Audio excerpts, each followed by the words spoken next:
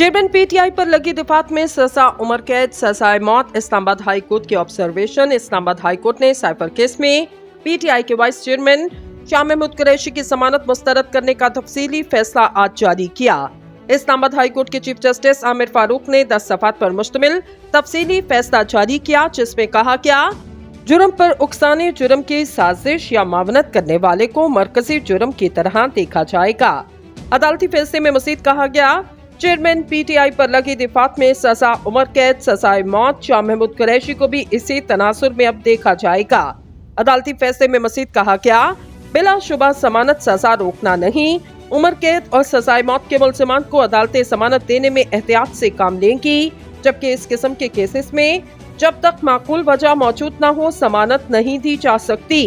फैसले में कहा गया अदालत जमानत मुस्तरद करके हिदायत कर दी कि ट्रायल 4 हफ्ते में मुकम्मल किया जाए।